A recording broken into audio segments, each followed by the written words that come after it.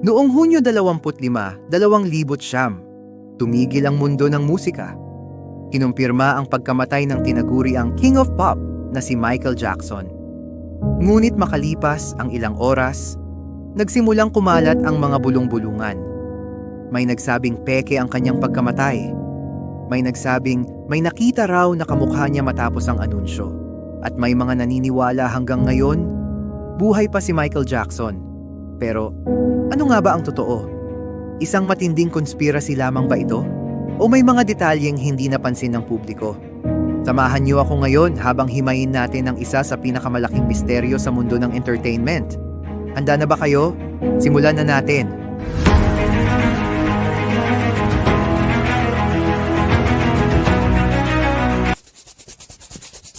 Noong Hunyo 25, 2009, dinala si Michael Jackson sa ospital matapos umano siyang ma-cardiac arrest sa kanyang tahanan sa Los Angeles. Kalaunan, idineklara siyang patay. Ang sanhi, acute propofol intoxication.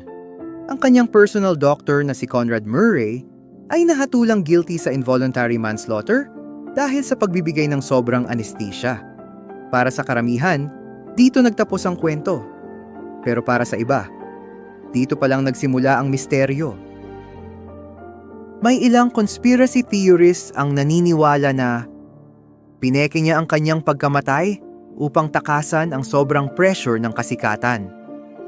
Gusto niyang umiwas sa napakalaking utang at kontrobersya. O nais lamang niyang mamuhay ng tahimik, malayo sa mata ng publiko. May mga video online na nagsasabing may nakita raw na kamukha niya sa burol. May mga larawan na di umano ikuha matapos ang kanyang pagkamatay. May mga nagsasabing may narinig silang bagong kanta na parang boses niya. Ngunit hanggang ngayon, wala ni isa mang konkretong ebidensya ang nagpapatunay na siya ay buhay pa. Si Michael Jackson ay hindi lamang isang mga awit. Siya ang likod ng mga kantang tulad ng Thriller, Billie Jean Beat. Itang kanyang album na Thriller ay nananatiling isa sa pinakamabentang album sa buong mundo.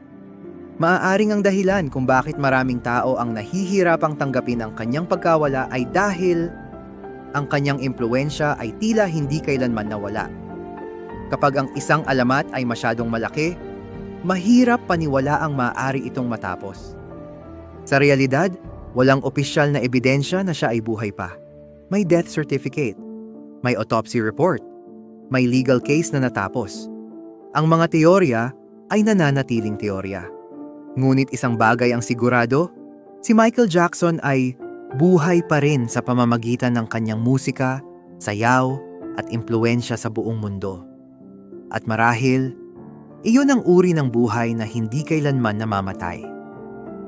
Sa huli, ang tanong na buhay pa ba si Michael Jackson ay maaaring hindi tungkol sa pisikal na presensya, kundi tungkol sa kung gaano kalalim ang marka na iniwan niya sa mundo. Ikaw, ano sa tingin mo?